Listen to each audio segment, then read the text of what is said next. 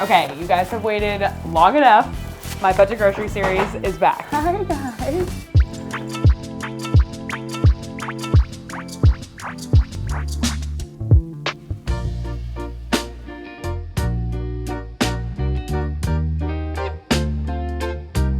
If it's your first time watching me do this series, here's how it all works. I got $55 worth of groceries, and I'm gonna show you how to turn that into 5 dinners or 20 servings of easy, healthy, delicious meals. This is the 12th edition of my budget grocery series. I started doing these in January of 2023. $54.49, $51, $51, $55, $50. Wait, so you're telling me this was all $50? I am in shock. So the fun part about this is now we have 3 months worth of grocery lists and dinner plans that you could follow if you wanted to literally spend an entire 3-month period making them. Every time I do this series, all of the recipes are gluten-free and they're also dairy-free. I'm using everything up, I'm grabbing budget-friendly ingredients, and the entire thing is very efficient. I'm giving you all of the recipes. There's 5 dinner recipes and each recipe makes 4 servings. Everything that you need to follow along the grocery list, all of the recipes, all of my notes, that is in the description. Without further ado, let's go through the grocery list.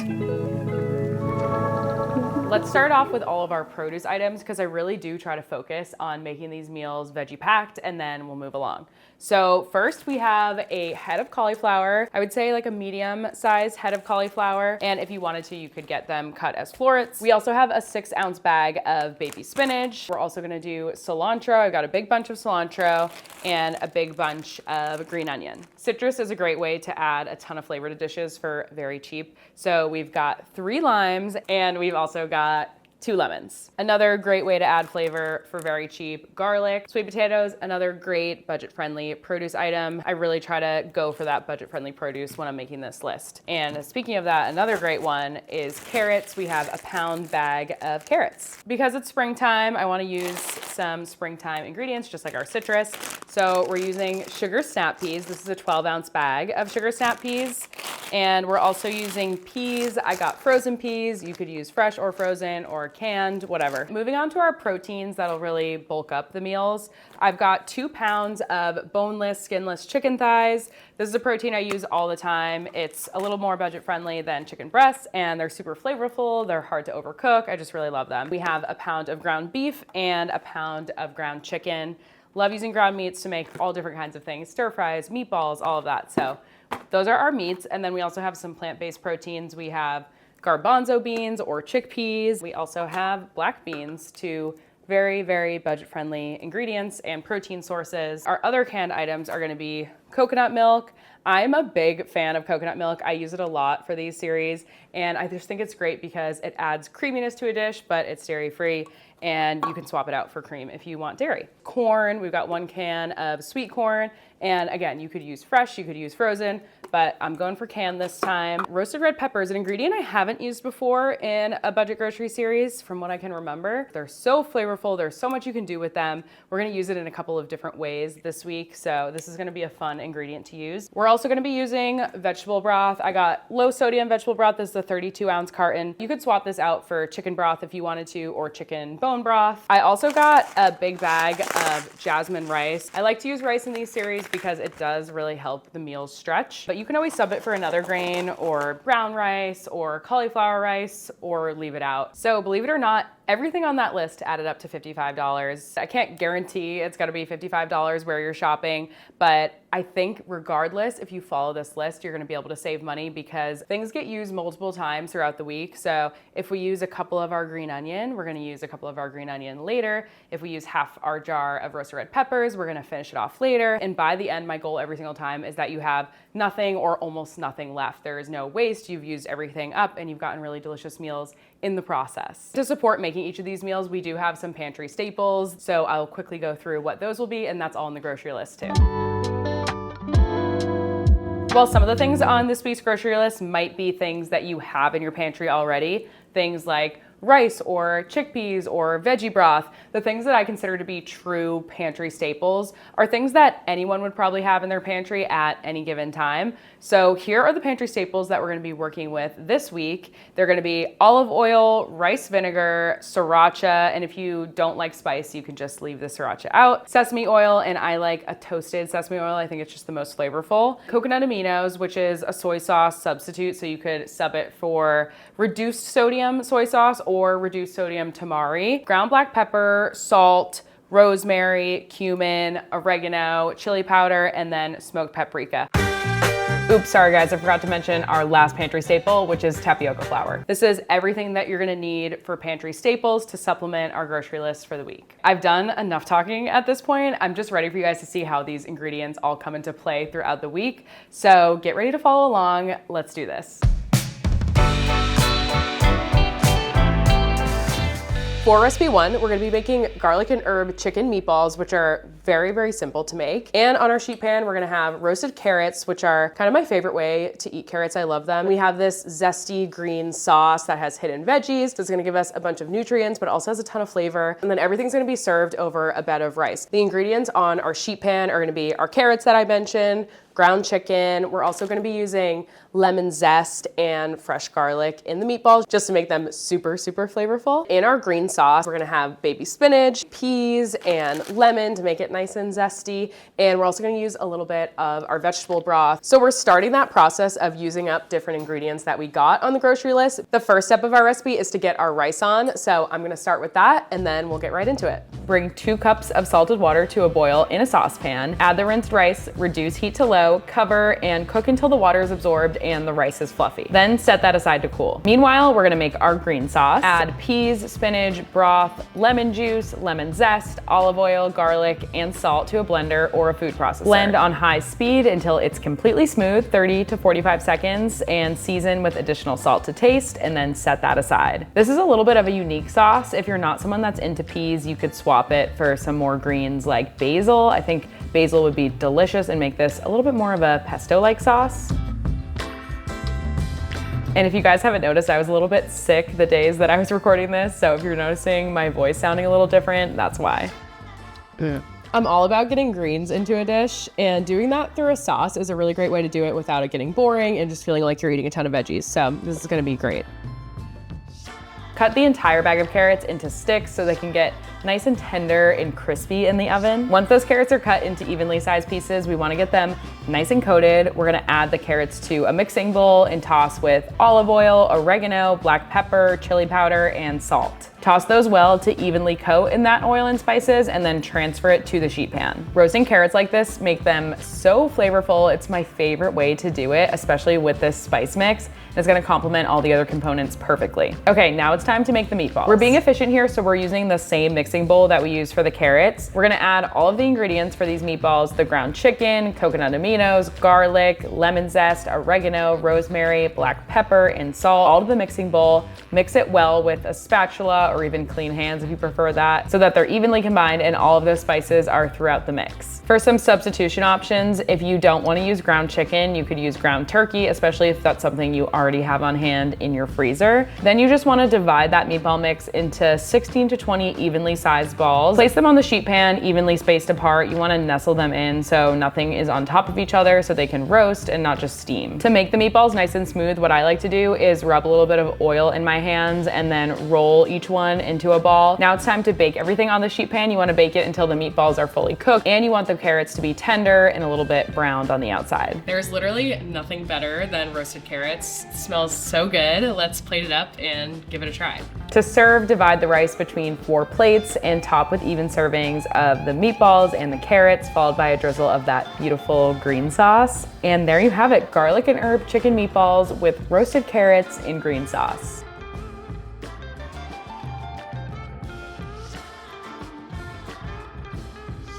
This recipe was honestly really fun to make. I love the different colors and flavors and components that we have going on. Everything smells amazing. I'm just ready to take a bite, so let's dig in. So good, oh my gosh. I love the sauce. I love how it's completely different from anything else I've made before. It's zesty and bright and just like really hits you in a great way. It pairs so well with the other components. The chicken meatballs with the lemon zest and all the herbs we put in there, it's really coming through, and there's just so many flavors in here. I'm such a fan of this one. I think you're gonna be too. And now I'm just excited for the rest of the week.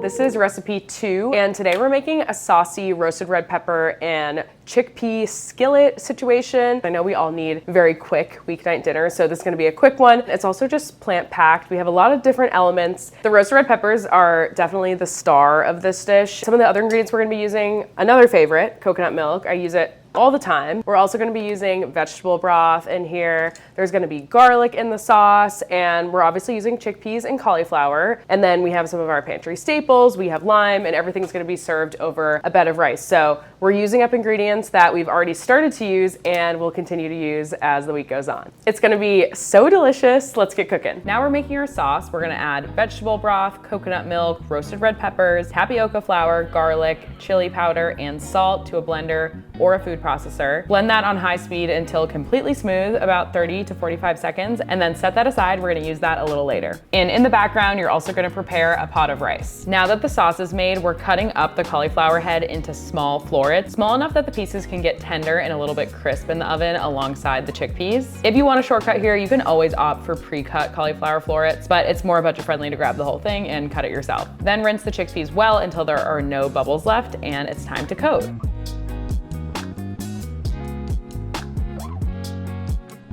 Add the cauliflower florets, chickpeas, olive oil, oregano, chili powder, and salt to a mixing bowl, and then toss evenly to coat in the oil and the spices. Toss this really well. It can be kind of hard to get the oil and spices over all of the cauliflower, but you really want that to make sure the pieces don't burn, but they get nice and golden and crispy in the oven. This spice mix is key. It's so delicious, even though it's simple. You're gonna transfer that to the oven and let it cook until the cauliflower is tender and brown and the chickpeas are crispy. That's about 18 to 22 minutes. And in the meantime, we're gonna heat our roasted red pepper sauce that we already prepped. Transfer the roasted red pepper sauce to a large deep skillet over medium heat and bring that to just a gentle boil. Doing this while the cauliflower and chickpeas bake times up perfectly, so everything is done at the same time. The tapioca flour in here is gonna help that thicken, so you're just gonna leave that on medium heat while the veggies roast.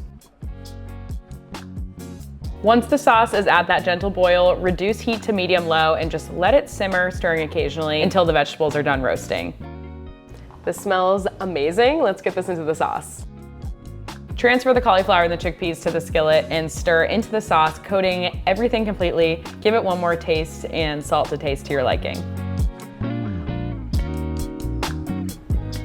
Then all that's left is serving. To serve, divide the rice between 4 plates, followed by our skillet components, that saucy cauliflower and chickpea mix. Garnish with chopped cilantro leaves and a lime wedge squeeze. When it all comes together, it becomes a perfect, satisfying, cozy weeknight meal. So delicious, so flavorful, and so different than something that you might typically make on a weeknight. It's saucy, it's satisfying, it's nourishing. It's a plant-based meal where you honestly do not miss the meat. I think the meat lovers and vegetarians alike are gonna love this one and love how simple it is. Not only is it vibrant and fragrant and beautiful, but it's also so budget friendly. These components that we use, the rice, the cauliflower, the chickpeas, they are some of my go-to budget friendly ingredients, and adding something like this roasted red pepper sauce really takes it to the next level. Okay, I can already tell by how it smells that I'm gonna love this, so let's do a bite.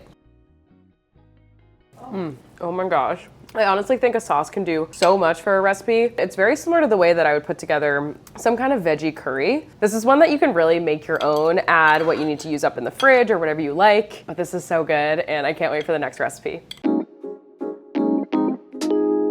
This is recipe 3. It's gonna be a spicy beef and snap pea stir fry. We're continuing to use ingredients from our list now that we're on recipe 3. We're gonna use some more of our green onion. We're gonna be using our sugar snap peas and slice those very thinly, so it's gonna add a little bit of crunch to the dish. We're gonna use some garlic and some lime juice. We're using our pound of ground beef. And if you don't wanna use ground beef, you could use ground turkey, you could use ground chicken, you could use plant-based crumbles. There's honestly a ton of options for this. The sauce is really the key. And in the sauce, we're gonna be finishing our veggie broth. We're gonna be using coconut aminos, sriracha, sesame oil. Toasted sesame oil is what I really like, and it's so delish. And then some olive oil and tapioca flour. Super simple, super easy to put together, and so tasty. Okay, let's get cooking. You're gonna start off by cooking your rice, and in the meantime, we're gonna make our sauce. In a small bowl or jar, add the vegetable broth, coconut aminos, rice vinegar, sriracha, sesame oil, and tapioca flour. Whisk that really well to combine. Make sure there's no little pieces of tapioca flour left over, and then set that aside. This sauce is so good, you guys. The primary veggie in this skillet is sugar snap peas. I love how they give a little bit of crunch and pack in the nutrients, but this recipe is easy to adapt to your liking, so feel free to swap it. Personally, I think the best swap would be broccoli florets, like a beef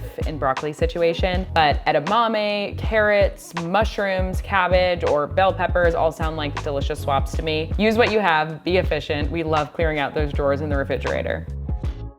Now that that prep is out of the way, we're gonna heat some olive oil over medium heat in a large skillet. Once the oil is hot and shimmering, add the ground beef and cook, stirring occasionally until it's browned all over. That's about 5 to 7 minutes. As I mentioned, you could swap this beef for ground turkey, ground chicken, plant-based crumbles, whatever you're feeling. If you want to get fancy, you can even use some shaved steak. Now stir in those snap peas, our green onion, and garlic, and continue cooking until it's super fragrant, just 1 to 2 minutes. It already smells amazing, mainly that garlic. And now we're gonna add the sauce, let it thicken, and we're basically already done with the recipe. Pour that right in. It's gonna be super saucy. Let the sauce simmer until it's reduced slightly, and then give it a taste. Salt to your liking. I recommend adding at least a half teaspoon of salt, but it depends on how you like it. Okay, are you hungry yet? Because I'm hungry just from watching this back. Major takeout vibes, but way easier, more budget friendly, and dare I say better. If you want to skip the rice here, you could opt for cauliflower rice, you could use rice noodles, or you could just leave it out and have the beef and snap pea mixture on its own. So cozy, so delicious, but still packed with veggies and nutrients and protein. And if you make this for dinner for your family, I think everyone's gonna be happy. That sauce is delish. For your leftovers, you can refrigerate the rice and the beef and snap pea mixture separately in sealed containers for up to 4 days. But honestly, this is another one where you might just not have any leftovers. It's so good. Okay, this one was very easy to make, very quick weeknight dinner. Let's give it a try. Wow, so good. And I love how it has a bunch of different veggies in here, but it very much tastes like something that I would want if I'm craving takeout. And the sauce, even though it's so simple, it's super delicious and really comes through the coconut aminos, the sesame oil, that little bit of rice vinegar. So delicious. And I think I just want to add this sauce to like anytime I'm sauteing anything. I'm loving it. It's a little bright, but it's also very savory and just like comforting, honestly. This is definitely gonna be a new repeat recipe for me. I'm excited to add it to the dinner rotation, and I'm excited for the next recipe. This is recipe 4 of my grocery series, and today we are making lemon pepper chicken skewers with a spinach and pea salad. It's gonna be very simple to put together. It all kind of starts with a marinade slash dressing that's gonna be used for our salad and for our chicken. So we're making it very efficient, and the flavors are gonna mesh perfectly. So I think you're gonna love this one. We have not too many ingredients today because we are doubling up that marinade slash dressing. The main thing is gonna be our chicken thighs. I'm using boneless, skinless chicken thighs. And if you wanted to use chicken breasts, you could for this recipe. You could use a bunch of different proteins. You could do salmon or shrimp. I think either of those would be really delicious. And I will provide more information on swaps in the recipe in the description of this video. The other ingredients that we're gonna be using for the salad, it's gonna be baby spinach, and then we're using peas. I'm using frozen peas. You can use fresh if you prefer. We're also using more of our green onion that we've been using throughout the week. The marinade is gonna have black pepper, of course. It's gonna have lemon, zest and juice, garlic, oregano, salt, and olive oil. So simple ingredients, but ton of flavor being packed in here. So let's get into it. To start, we're gonna make that lemon dressing slash marinade. Add water, olive oil, lemon juice, lemon zest, garlic, oregano, black pepper, and salt to a small bowl or jar. Whisk everything together vigorously or shake to emulsify and combine, and then set aside. If you want to get fancy, you could also mix this in a blender so it's nice and smooth. This dressing is really versatile. It's very lemony, bright, delicious, a little buttery from the olive oil. I'm obsessed with it. Once that marinade is made, we're gonna prepare our chicken, and all you have to do is slice the boneless, skinless chicken thighs into 1-inch pieces. And then once the chicken is cut up, transfer to a mixing bowl, or I use this big glass container. Pour half of the marinade, that's about a 1/4 cup, onto the chicken. Mix really well to coat everything. All right, into the fridge at least 20 minutes. And now we're gonna make our really simple salad while the chicken is marinating. The components are pretty basic, but the dressing is what up-levels it and makes it pair perfectly with the marinated chicken. To make the salad, just add baby spinach, peas, and green onions to a big mixing bowl. Add that remaining half of the dressing or marinade and toss gently to coat everything. Set that aside now until we're done cooking our chicken. Okay, our chicken is done marinating, and then now we're just gonna fill our skewers and bake these off. I have the oven preheating to 425 degrees, and I have 8-inch metal skewers that I'm gonna be using. If you don't have skewers, you can also just put everything on your sheet pan and bake it as chicken bites instead. Same timing and everything. So skewers make it fun, but you don't need them. Carefully fill each of your 8 skewers with the pieces of chicken. Like I mentioned, you don't need to use skewers, so if you wanna just throw everything onto your sheet pan in an even layer, definitely feel free to do that. And if you're watching this during grilling season, feel free to make these on the grill. I think that would be even better, and if I had one, I would. You just wanna transfer those to your 425-degree oven and then let them cook until they're lightly browned on the outside. That's about 20 to 22 minutes, and then flip them halfway through for even cooking. Turning the broiler on at the end ensures that the outside gets nice and crispy and brown. So at the end, I recommend doing that for about 5 minutes. I like using chicken thighs for a chicken skewer because they're very difficult to overcook, and then you can get that crispy outside without worrying about your chicken getting too dry. This is the kind of meal that I would love to eat outside on a patio if you have one. It's perfect for this time of year, at least here in Boston where the weather is getting a little bit nicer. It's simple, it's straightforward, but it's veggie packed, it's protein packed, and if you love lemon, you're gonna love this one. Okay, looks amazing. I took my chicken off of the skewer so I can eat it kind of like a salad. And let's give it a taste. Delish. I know there are a lot of different ways that you can eat chicken on a salad, but this is a really different way to do it, at least for me. I don't usually do a chicken skewer. The salad is nice and simple and light and lemony and fresh. It's just a really great combo. I love how this could be done in the summer on the grill and be kind of just like a nice light and bright summer meal. But it's great for spring because we're using some seasonal veggies. We're obviously using a lot of lemon, which I love in spring, and it's just so tasty. I also love how this is the kind of chicken that you could meal prep too. You could make the marinate your chicken, cook it, and then have it in different ways throughout the week. I think it's great on the salad, but it would be great in a grain bowl or over cauliflower rice or so many different things. I think in a pasta salad would be delicious. So it's a chicken marinade and recipe that I think I'm gonna use a lot. Can't wait to share the last recipe with you guys. I'll see you then.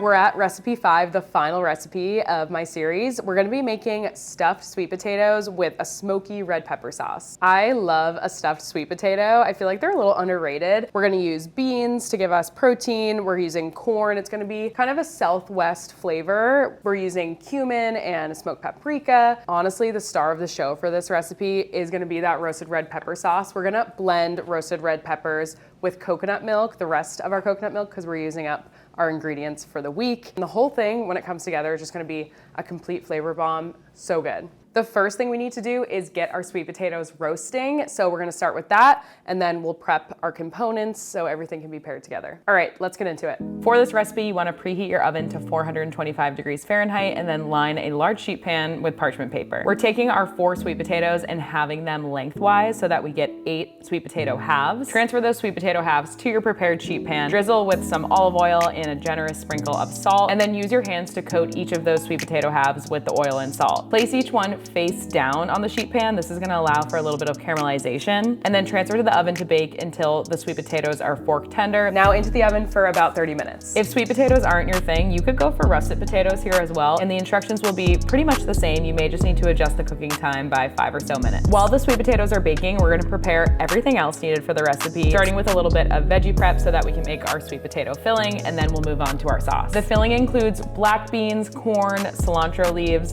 lime juice, olive oil, chili powder, salt, and cumin. You're gonna add all of that to a big mixing bowl and then toss until well coated. Let the beans and the corn really mix with the lime juice and the chili powder and the cumin.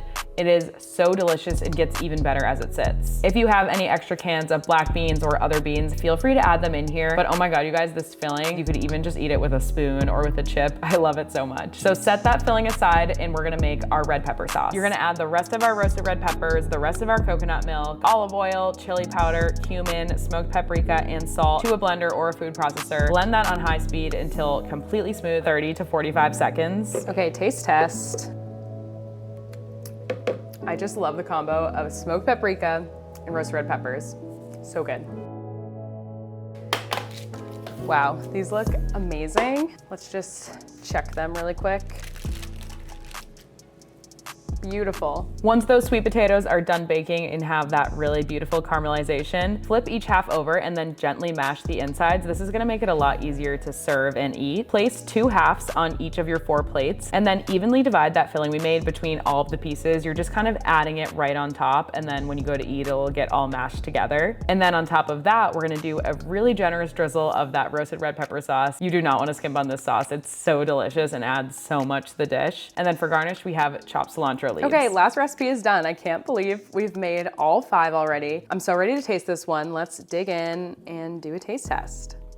The sauce is everything here. It's so good and honestly so simple. Not a ton of ingredients, but the spices do so much. The coconut milk makes it creamy, and we got little crispy bits on our sweet potatoes, which is why I love having and then roasting them the way we did. Just so good. Such a delicious, budget-friendly, and plant-based meal. Just perfection. Thank you so much for watching this newest edition of my budget grocery series. I loved making it. Everything that you need to follow along is in the description of this video. Check it out there. Like, subscribe. Thank you so much for watching.